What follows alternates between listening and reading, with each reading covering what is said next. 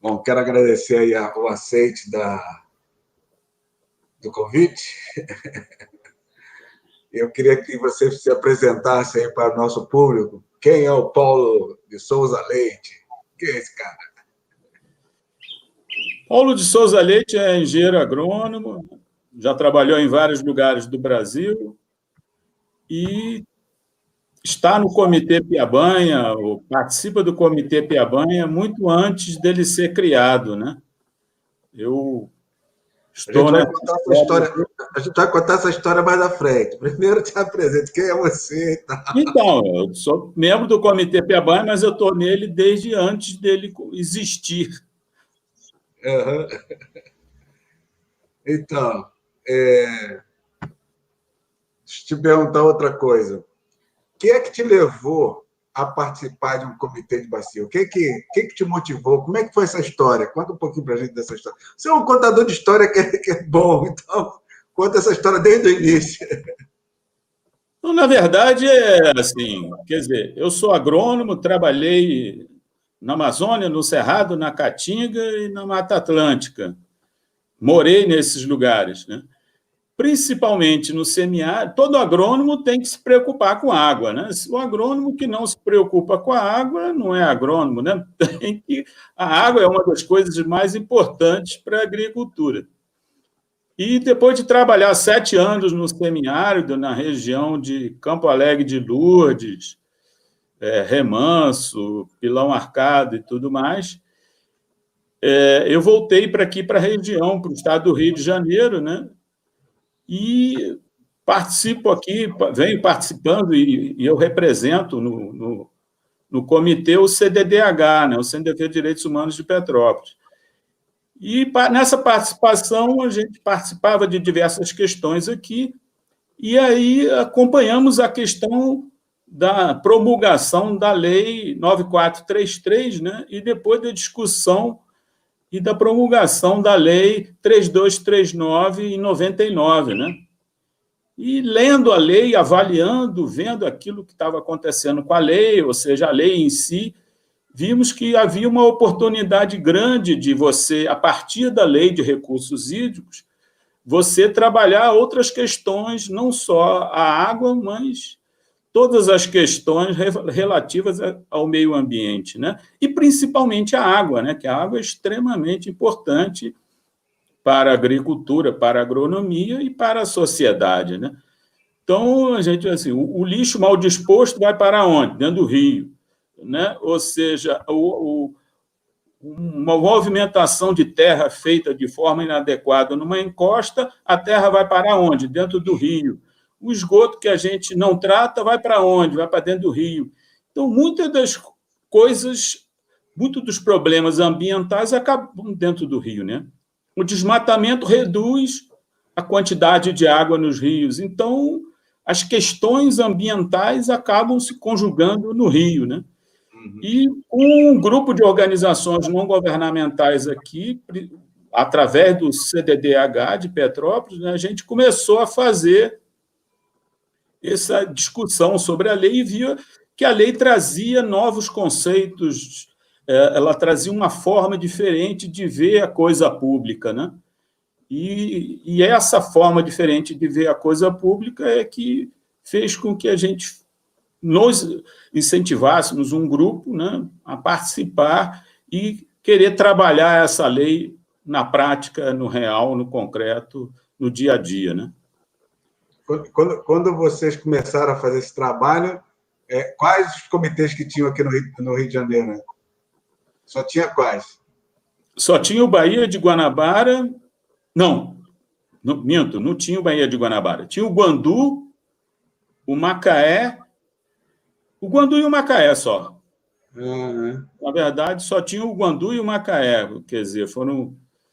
Depois é que, no mesmo ano que surgiu o Comitê Piabanha, surgiu o Comitê do Lago de São João, e meio que junto, né? Ou seja, o Comitê Baía de Guanabara nasceu, se você olhar os decretos, eles são de dias, 2 ou 3 dias de diferença, né? A questão do Comitê do Baía de Guanabara nasceu muito junto com o Comitê Piabanha, né? Foram praticamente feitos quase que juntos, né? Diz uma coisa, nós temos cerca de 230 comitês no Brasil, né?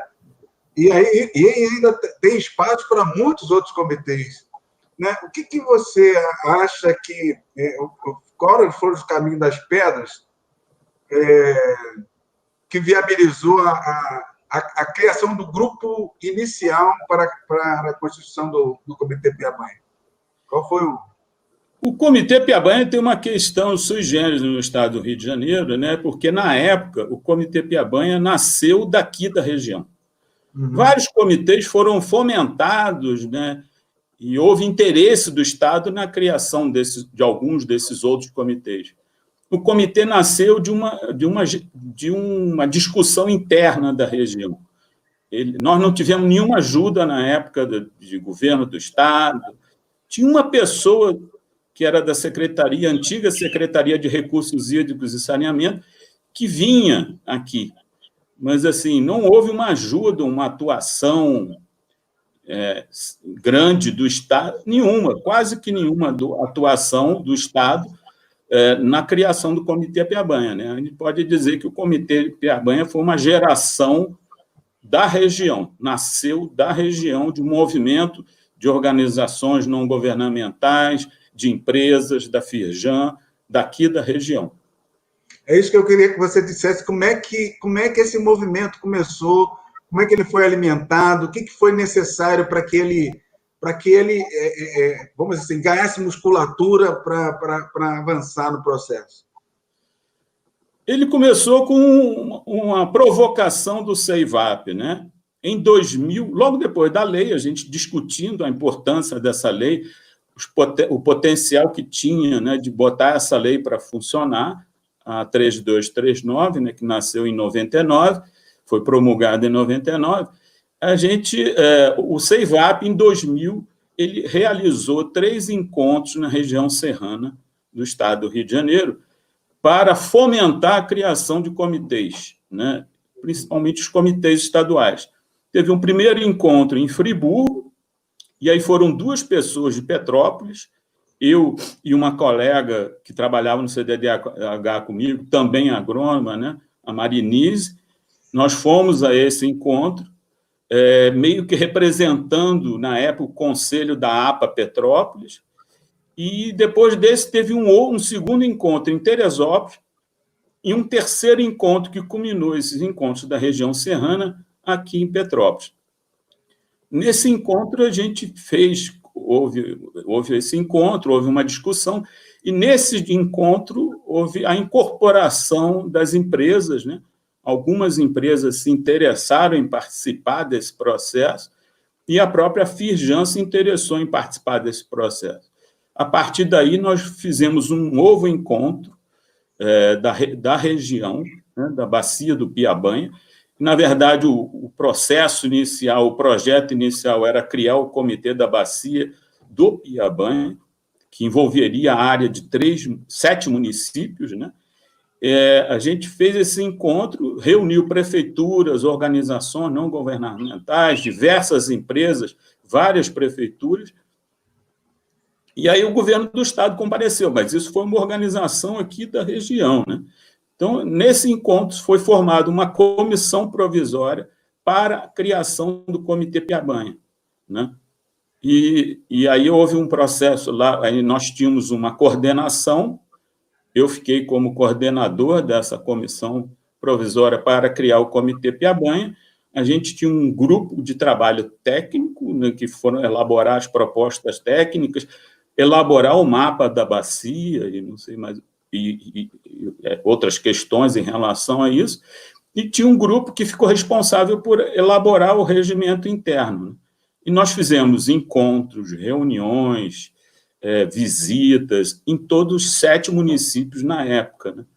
E montamos um calendário de reuniões oficiais, uma em cada município, mas fizemos várias outras pequenas, médias, grandes reuniões, e a partir dessas reuniões a gente foi trabalhando a mobilização da bacia, né? O comitê tem isso até hoje, né? As listas de presença, a participação,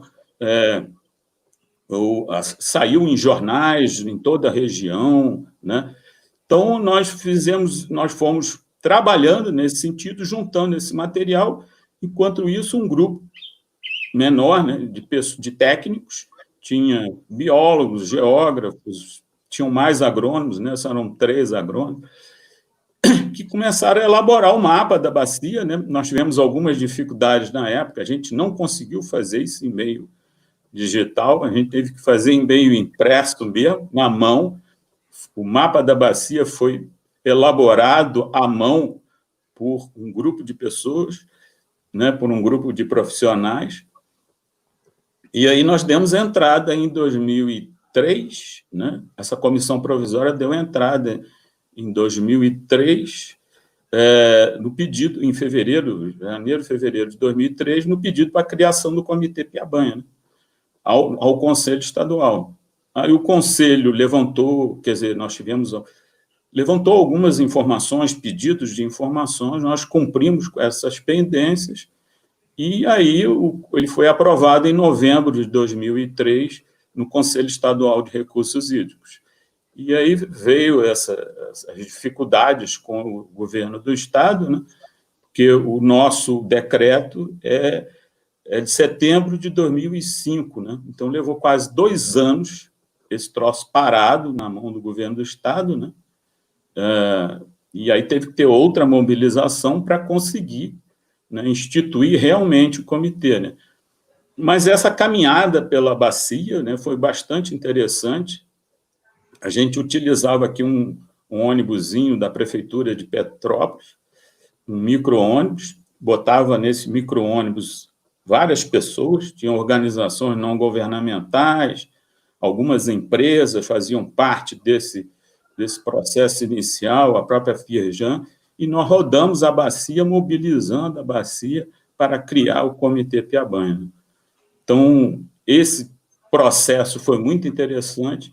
Nesse processo é que foram se agregando, né, os companheiros como José Carlos Porto, né, o David, que nós fizemos reuniões em Teresópolis, tivemos reuniões boas, reuniões tensas, reuniões difíceis, mas foi se avançando nesse processo, né, de mobilizar a bacia para participar do Comitê Piabanha, né?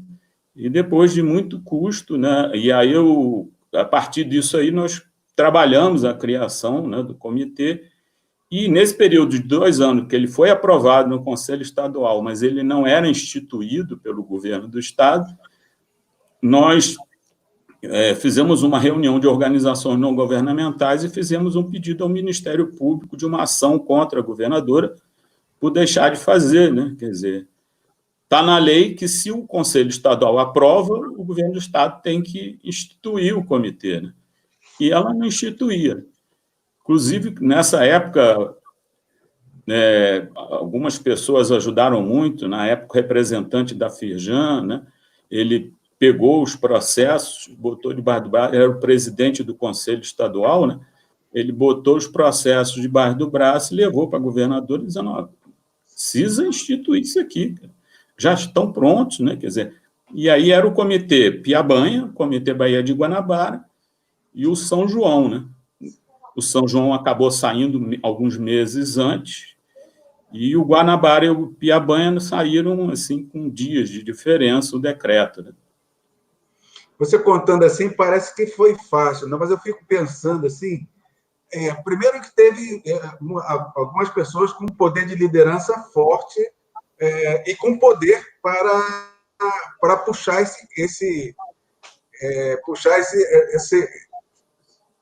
dar um puxão nisso, né? Outra coisa interessante é que também a gente percebe o seguinte: teve também apoio de recursos, né? Então, você falou aí de ônibus, né, para mobilizar as pessoas. Naquela época, a gente não tinha tanta facilidade de celular, né? Então era uma coisa assim mais difícil, né? Então,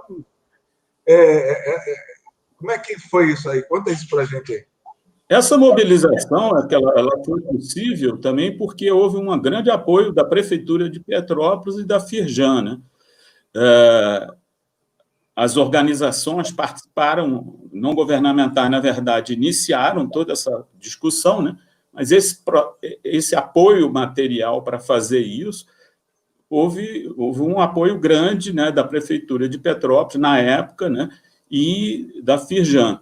E uma outra prefeitura que participou, na época, também ativamente desse processo de criação foi a Prefeitura de São José do Vale do Rio Preto, né?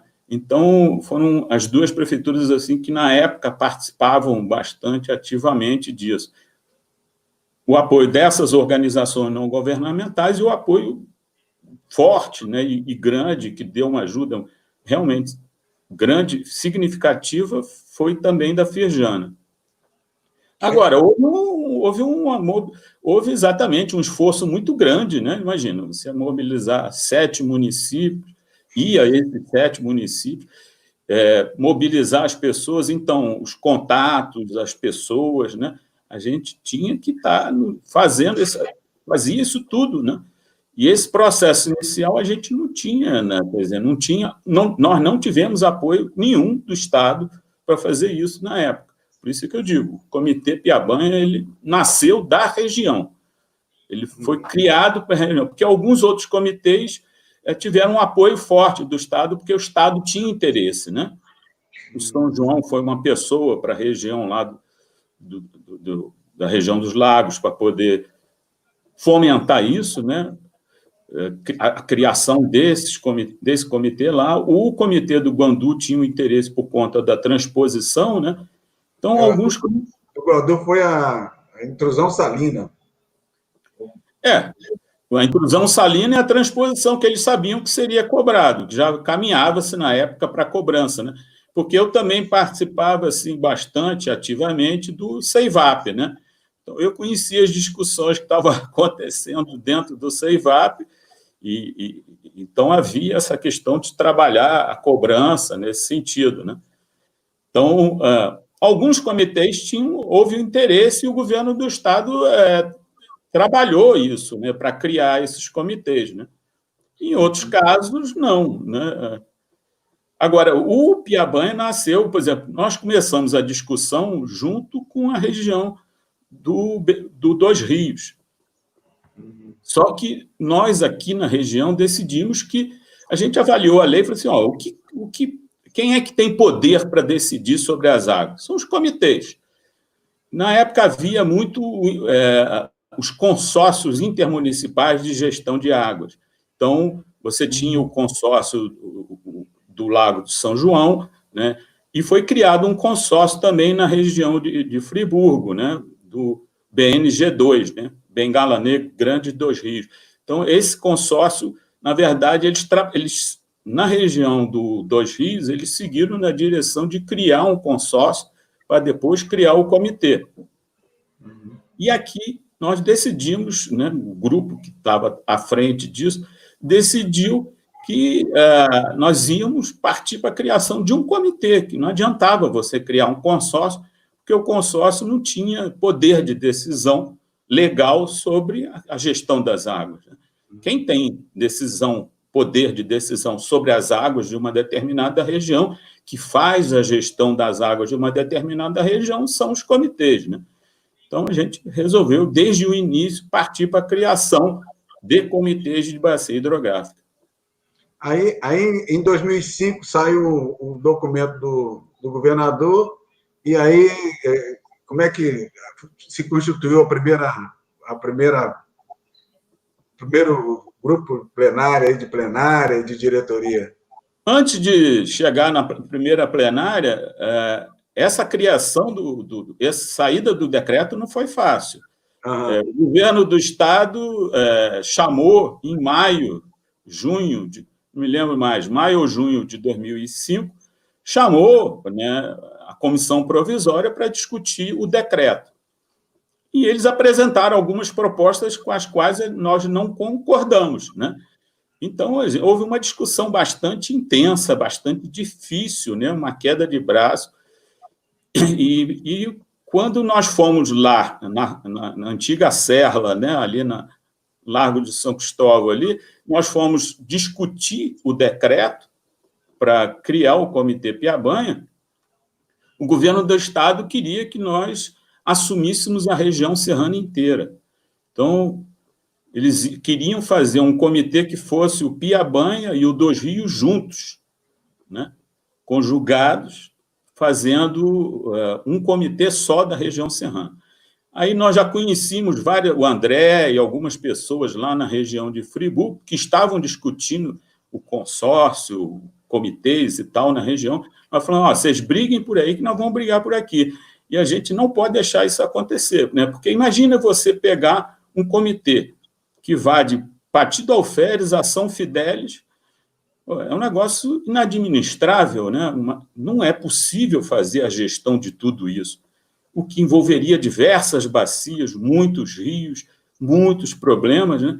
E aí nós batemos pé firme, né? Quer dizer, e nós fomos discutir com o governo do Estado, não foi uma pessoa sozinha, não fui eu e mais um, não. Nós fomos 2 prefeituras, Petrópolis e São José do Vale do Rio Preto, nós fomos 2 usuários de água, foi a empresa de transportes única e a Firjan, e foram 2 sociedades civil.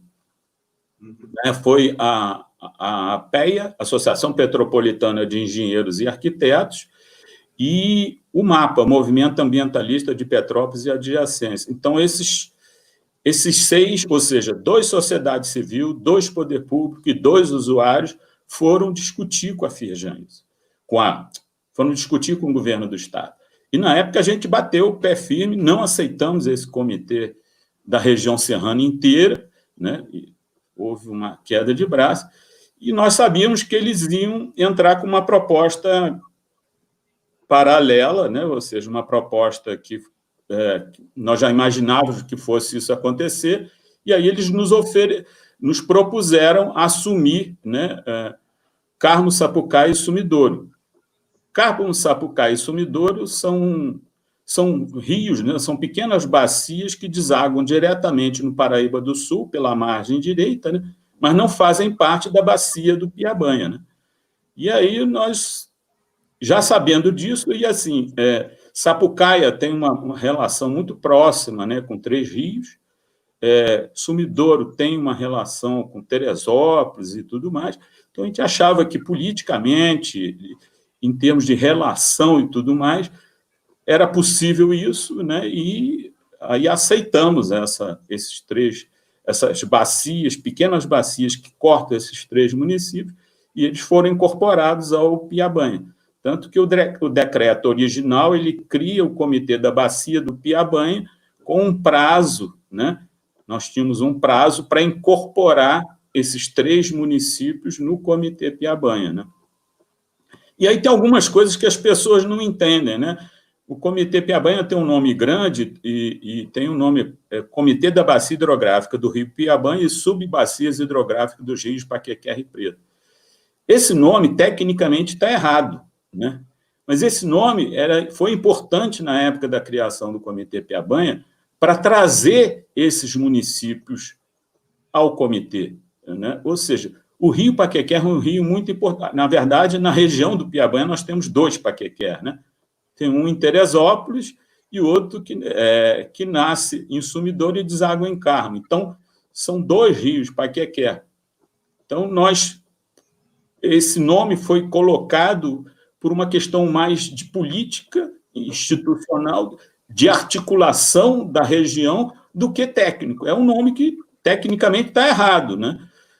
Mas é um nome que foi possível juntar a região, juntar a bacia, juntar essa região, todas essas águas, dentro de um grupo só para criar esse comitê. Então, esse nome ele é um nome muito mais de história de mobilização do que um nome técnico, né?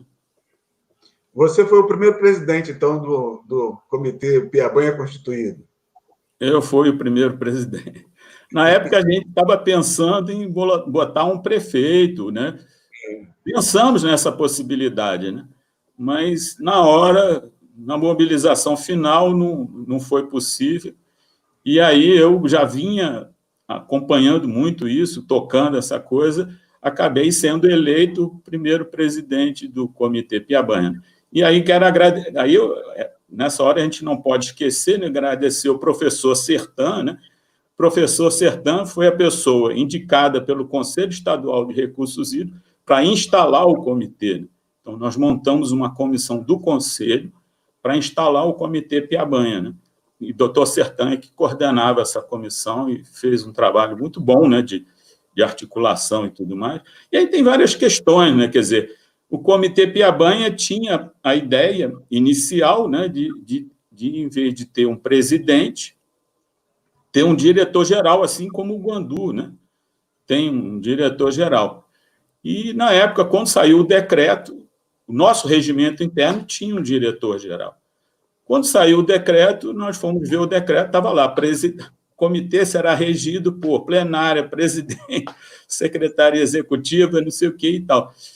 E aí a gente conversando com o doutor Sertã falou assim, Paulo, acho melhor a gente fazer o seguinte, muda o nome, deixa o decreto desse jeito, porque o decreto foi tão difícil de sair, deixa o decreto desse jeito e a gente muda o regimento interno. É mais fácil a gente mudar o regimento interno do que agora, depois de tanto tempo, conseguir mudar esse decreto, né?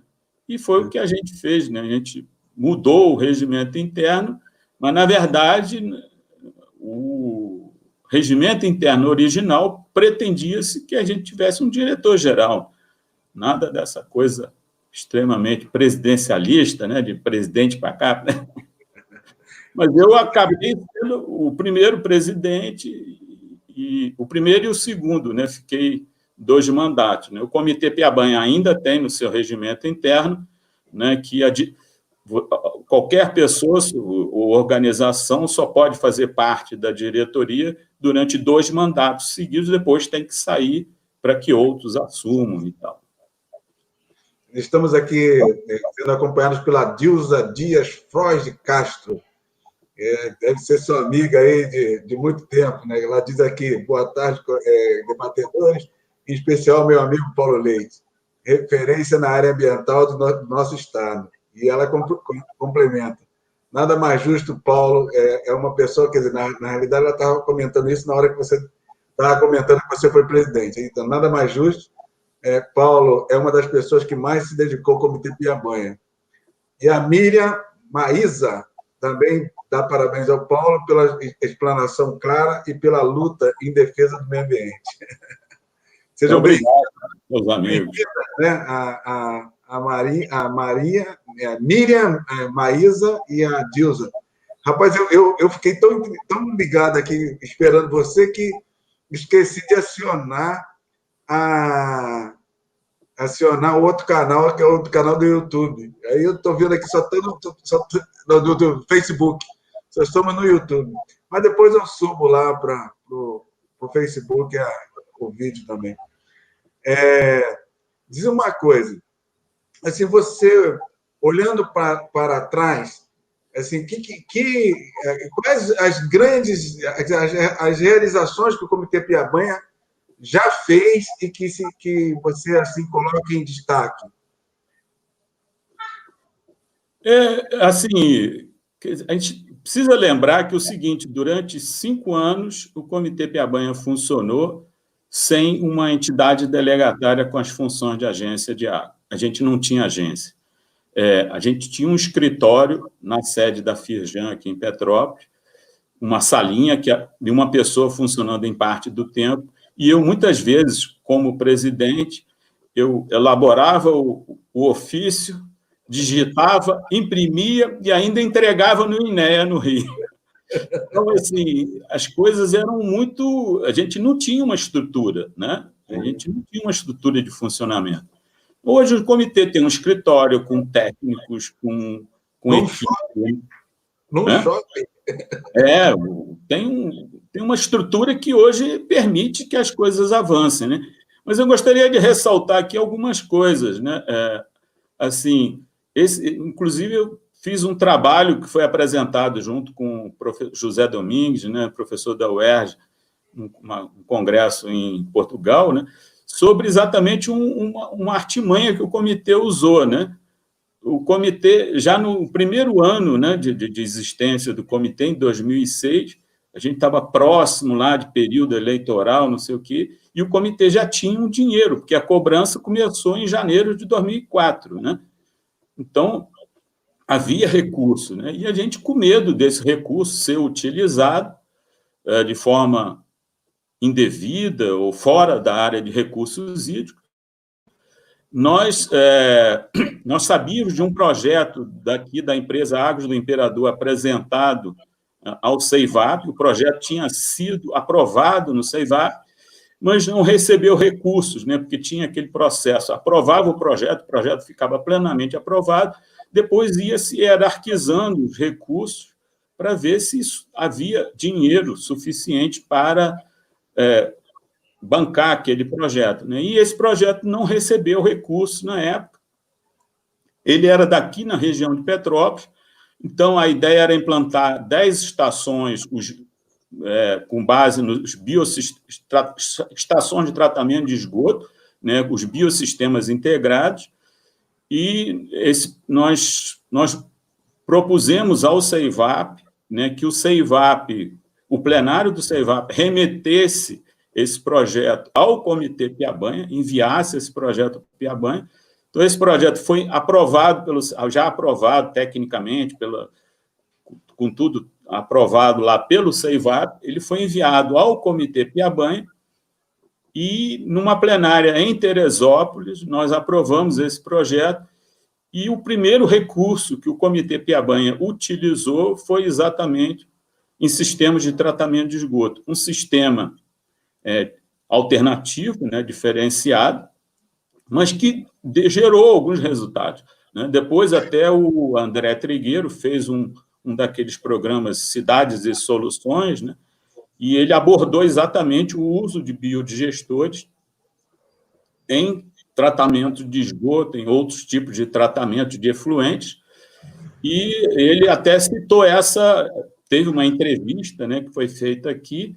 Então, assim, esse projeto foi interessante na época, porque havia o governo do Estado, né, a Serra, aplicando recurso, a Prefeitura de Petrópolis, a ONG, que era o OIA, né, que detém a tecnologia desse biosistema integrado, né, o Comitê Piabanha, né, e a empresa empresa privada de saneamento, né, que é a Águas do Imperador. Então, esses 5 participantes desse processo trabalhando juntos para o tratamento de esgoto, né?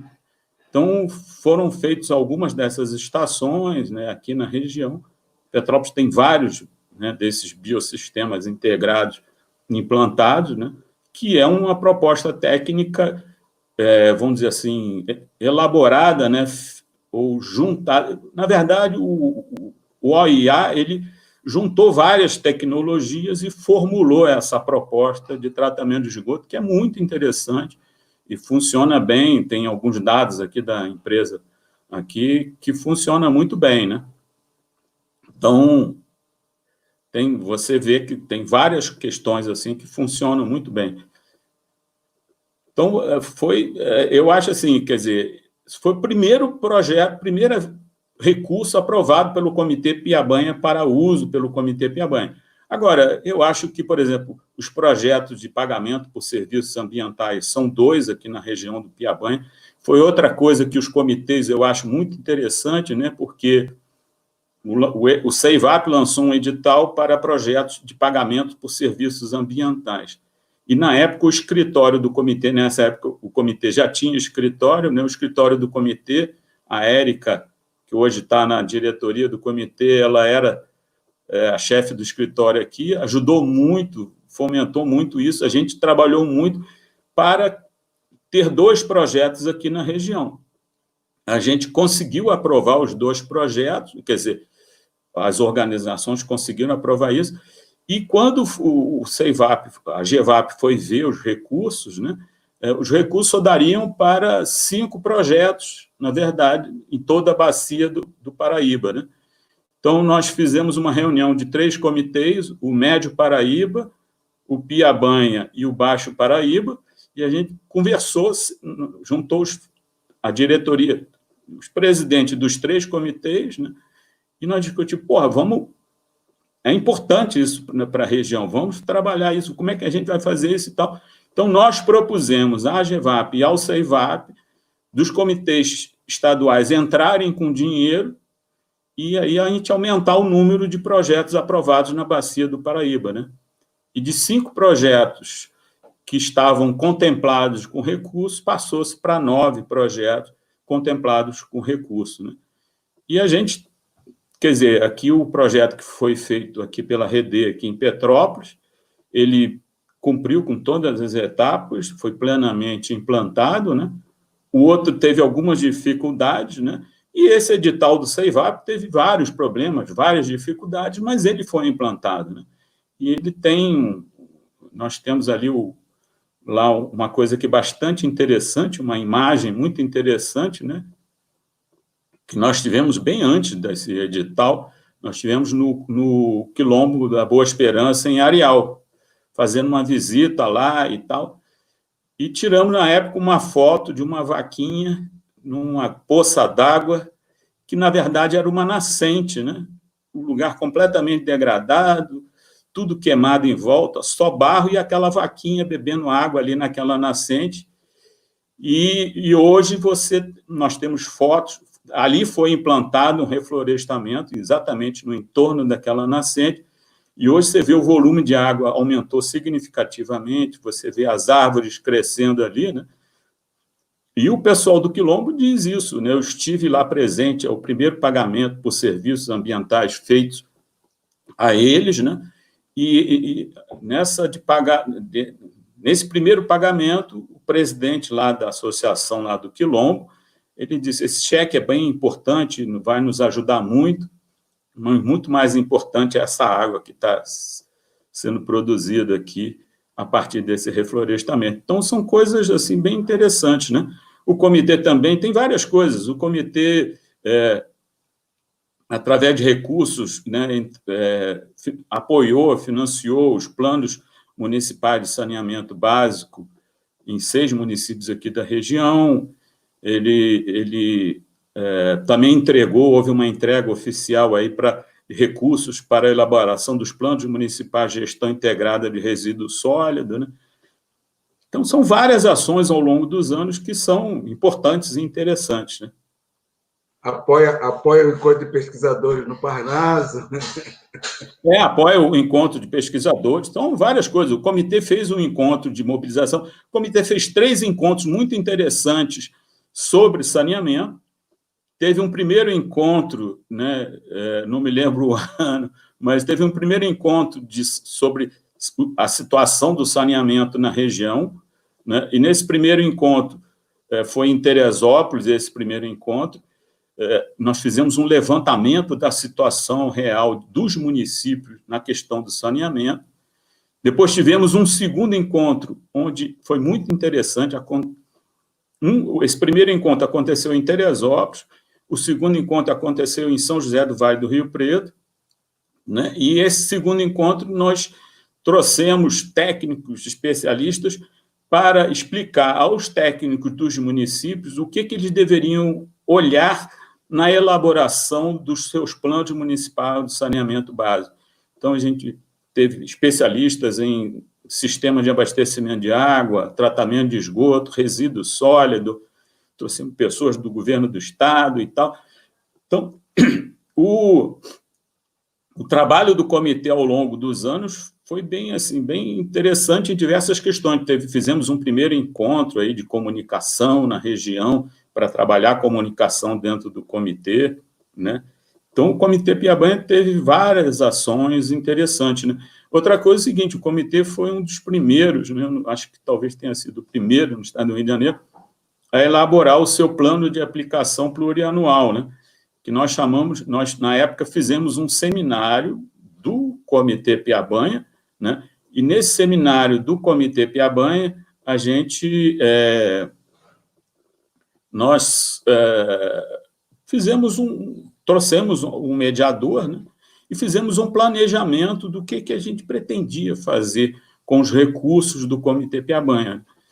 Depois, a gente trabalhou esse planejamento junto com o escritório do comitê e tivemos aprovado pelo Conselho Estadual, né, esse PAP, né, esse plano de aplicação, depois virou esse nome, né, plano de aplicação plurianual, que a gente inicialmente chamou de plano de ações, né? E fizemos um segundo também, que apresentamos ao Conselho Estadual esse segundo plano de aplicação, né? Foi até bem interessante. A gente fez também um evento com todos os membros que puderam, a maioria dos membros do Comitê Piabanha, discutindo 3 dias num hotel o que fazer, como fazer, aonde colocar, como fazer isso. Elaboramos, depois o escritório foi arrumando essa discussão que nós fizemos, e aí elaboramos um segundo PAP, né, revisão do primeiro, e apresentamos ele no Conselho Estadual. E na apresentação no Conselho Estadual foi bem interessante, porque eu fiz a apresentação, quando eu terminei, ficou todo mundo calado. O Décio era o presidente do Conselho Estadual, e ele perguntou, e aí, ninguém tem dúvida? Ninguém tem pergunta? E aí, várias pessoas lá se manifestaram, vários membros do Conselho Estadual, não. No Comitê Piabanha apresenta alguma coisa, está bem, sempre certinho, redondo, a gente não tem o que questionar, nem o que perguntar. Está muito bem feito, está bom, está ótimo, né? Então, mas isso tudo por quê? Porque tem um grupo de pessoas que participa, né? Então, a gente sempre teve, assim, pessoas em Três Rios, né? Principalmente em Teresópolis, Petrópolis, Areal. Então, a gente sempre teve participantes em quase todos os municípios da bacia, né? Existe um grupo mais coeso, mais presente, mais permanente, que está no dia a dia do comitê, mas tem vários outros participantes, né? Então, a gente, por exemplo, assim, tinha uma organização não governamental lá de São José do Vale do Rio Preto, que um belo dia ligou para a gente e falou assim, olha, está saindo aqui uma PCH, estão começando a construir uma hidrelétrica, aqui, uma pequena central hidrelétrica. E aí ninguém sabia de nada, né? E ele foi convidado, ele já não era mais membro do comitê, mas ligou para a gente para avisar que estava acontecendo isso. Quando nós levamos isso aos estados, quer dizer, na época, a direção do INEA também não sabia de que estava em processo de licenciamento uma PCH naquela região. Então, essa mobilização, essa participação de muitas pessoas na bacia é extremamente importante, né? E eu espero que essa conversa aqui ajude a trazer mais gente, né? Ou seja, nós precisamos, nos comitês, da participação efetiva da sociedade, as pessoas participarem, estarem presentes no comitê. É extremamente importante a participação da sociedade. Essa lei de recursos hídricos é uma das poucas leis que dá essa abertura para que a sociedade faça a gestão de um bem público do Estado brasileiro, que é a água, né? Ô, Paulo, quem é que continua na luta e que teve lá nesse início? Essas pessoas a gente precisa reverenciar, né? Então, vale a pena lembrar dessas pessoas que estiveram lá e ainda estão na luta aqui no Comitê Piabanha. Quem sempre esteve assim, eu citaria o Porto, José Carlos Porto, de Teresópolis, né? A Rafaela Faquete, ela estava bem no começo, ela ajudou na elaboração daquele mapa, ela atual presidente do comitê, né? Ela estava naquela discussão do nosso decreto lá com o governo do Estado, eu, David, né? E aí teria mais, que eu estou me lembrando assim, seria... tem a Julieta Paiva, que andou afastada há alguns anos, né? Ela participou do começo lá do comitê, depois ficou alguns anos afastada, e agora, de uns tempos para cá, voltou a participar do comitê também. Muito bem, muito bem. Você estava falando aqui da importância de trazer mais gente. O que você acha que ainda é limitante para que outras pessoas venham compartilhar dessa paixão que nós temos pela gestão das águas? O que está faltando? O que a gente precisa fazer aí a mais? Não, o que a gente acho que fazer, a gente faz, né? Eu acho que você faz, né? Muitos de nós fazemos, né? Fazemos essa mobilização para que as pessoas participem, incentivamos isso. Houve um período que o Comitê Piabanha tinha uma jornalista, nós contratamos uma equipe de comunicação e uma jornalista fazia parte do comitê. Nesse período que nós tivemos essa jornalista, a gente estava, o comitê estava, eu ia muito, né? Nós estávamos na televisão quase toda semana, cara. Toda semana a gente estava na televisão. Estávamos em todos os jornais. Só que, no geral, assim, não muito... Eu acho que já existe uma boa participação junto ao Comitê Piabanha.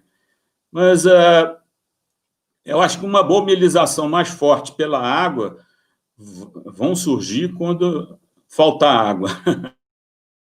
Infelizmente, assim, eu acho que as pessoas elas têm uma certa dificuldade de entender, né, a importância dos comitês, né?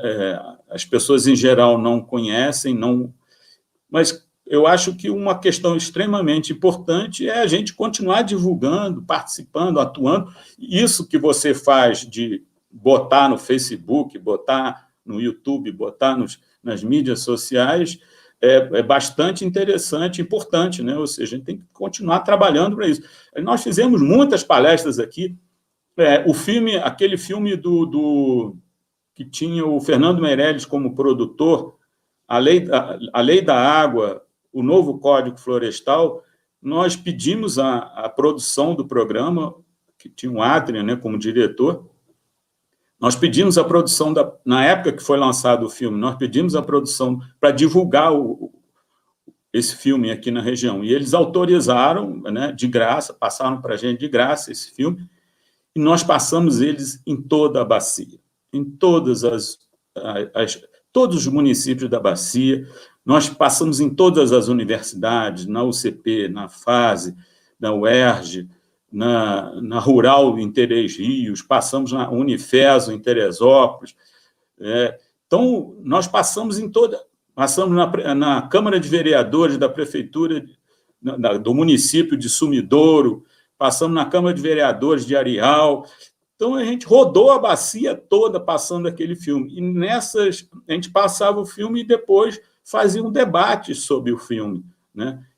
Porque esse filme é bastante interessante, porque ele é o Código Florestal, é o novo Código Florestal, mas o nome do filme é A Lei da Água, ou seja, que mostra, né, a relação muito estreita entre as florestas e a água, né? Se a gente não tiver floresta, a gente não vai ter água, armazenamento de água, né? Então, é extremamente importante, né, que a gente cuide das nossas florestas, principalmente nós aqui em Petrópolis, estamos no topo de uma serra. Se a gente acabar com as florestas aqui, a gente acaba com a nossa água. E aí vai trazer água de onde? Para o Rio de Janeiro vai água, né, através do Guandu, vai água do Paraíba do Sul. Mas nós aqui, no topo de uma serra, a gente vai buscar água de onde? Vai buscar água também do Paraíba? Vai buscar água da Baía de Guanabara? Como é que vai fazer isso? Então, ou a gente cuida das nossas matas aqui para manter a nossa água, ou a gente vai ter sérias dificuldades no futuro, né? E é muito triste a gente ver, por exemplo, a notícia, né, de que houve um aumento de desmatamento na Mata Atlântica, né, recente, né, e a Mata Atlântica é onde está grande parte da população brasileira, né? A maior massa da população brasileira está na Mata Atlântica. E se a gente continuar com esse processo de destruição de tudo mais, né, a gente vai causar, né, danos e vai dificultar o abastecimento de água para todos, né? E lembrar da Amazônia também, né? Eu acho que suas irmãs aí, ó, Beatriz Leite, está dando aí audiência. Parabéns, Paulo, irmão amado, e que tanto sabe desse assunto. Meio ambiente conta com a sua luta. E aí tem também a Sandra Leite dizendo parabéns, orgulho, Paulo. É tão bom ver pessoas agindo em favor das bacias hidrográficas, tão importante. Ô, Paulo, conta para a gente aqui, eu estou curioso para saber, eu já estou para perguntar isso há muito tempo, para não chamar de Caterpillar.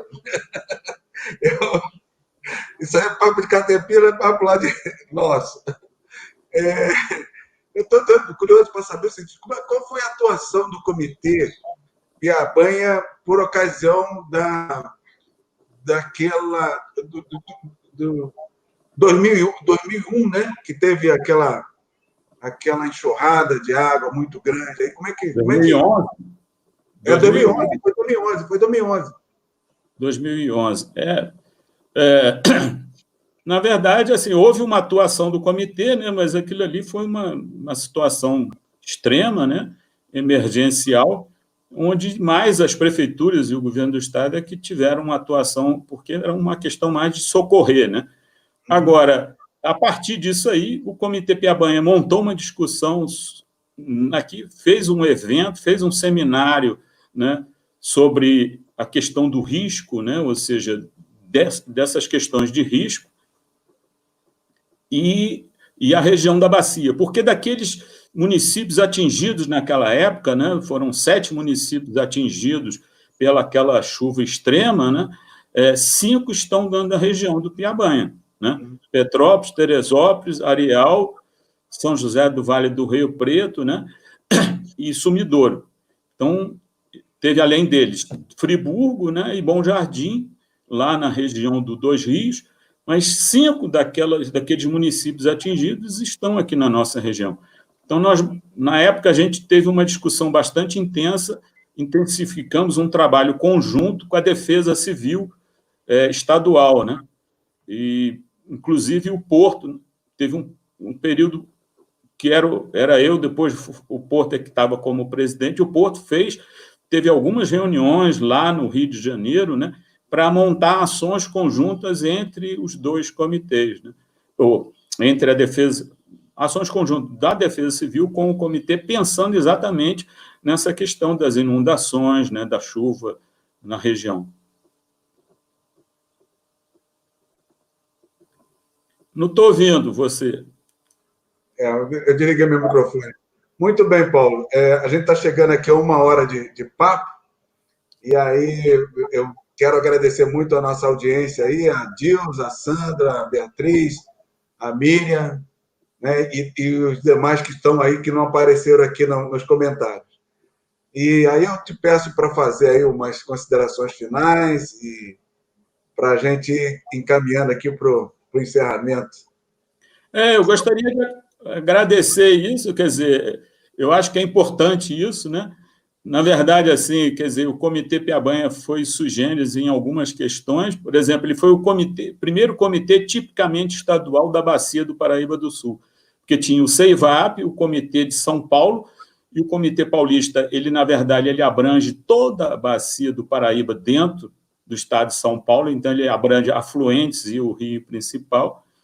E o primeiro comitê tipicamente estadual, né, foi o Comitê Piabanha, né, dentro da Bacia do Paraíba do Sul. E, assim, eu acho da importância dos comitês de bacia hidrográfica, né? Os comitês de bacia hidrográfica são plenário das águas de uma determinada região. A partir dos comitês existem várias dificuldades, né, por conta da gestão pública que a gente tem no Brasil e tudo mais, mas os comitês são extremamente importantes, porque nele que se discute a melhoria das condições de qualidade e quantidade de água, né? A gestão é feita pelos comitês de bacia hidrográfica. Ainda há muita dificuldade, ainda há muita coisa a avançar, mas é importante que a sociedade saiba, participe e venha a estar presente nos comitês, né? Então, eu queria agradecer esse seu trabalho aí de divulgar essas coisas, né? Eu acho extremamente importante essas entrevistas que você faz. Eu já vi que você fez várias entrevistas, né, com várias pessoas aí significativas da gestão de recursos hídricos, e eu hoje já estou mais para um dinossauro dos recursos hídricos do que do pessoal mais novo, né? Mas o comitê está aqui, tem um escritório, está avançando, tem elaborado, tem participação, tem sua atuação, né? Eu acho que o meu recado maior fique isso: procure um comitê da sua região, participe dele, entre nessa questão da água, que a água é extremamente importante. Qualquer indústria precisa de água, qualquer trabalho precisa de água. E a vida precisa de água. Se não tiver água, não tem vida. Então, a gente precisa trabalhar se mobilizar para exatamente dar uma força grande para que os comitês possam ter a atuação feita, né, efetivada, e a gente possa conseguir uma gestão adequada das águas de cada região que a gente esteja presente. Obrigado a você e obrigado a todos. Paulo, muitíssimo obrigado pelo aceito do convite. Você lembrou aqui de pessoas muito interessantes, o professor Sertã, por exemplo, já fiz contato com ele para uma próxima oportunidade, a gente vai entrevistá-lo, mas ele está com mais de 80 anos, eu acho, né? E ele está lá um isolamento social muito intenso, né, por cada idade.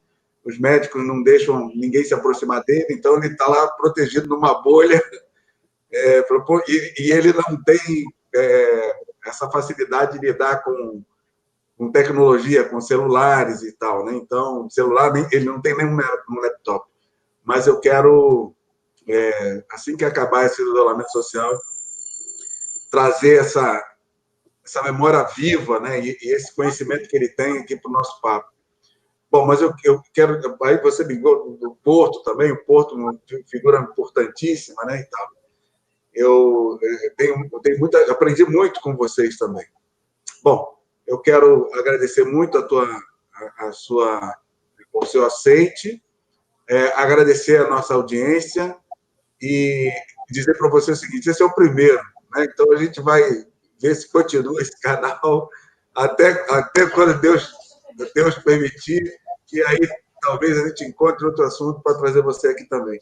Um forte abraço e minhas reverências. Muito obrigado a vocês, a todos. É importante a conversa com o doutor Sertã. O doutor Sertã era, vamos dizer assim, era a biblioteca do Conselho Estadual, era através dele que a gente... Qualquer dúvida que surgia no Conselho se perguntava ao doutor Sertã. Uma excelente figura, uma ótima pessoa, que ajudou muito a gestão de recursos hídricos no Brasil e no estado do Rio de Janeiro. Tudo de bom. Um abraço.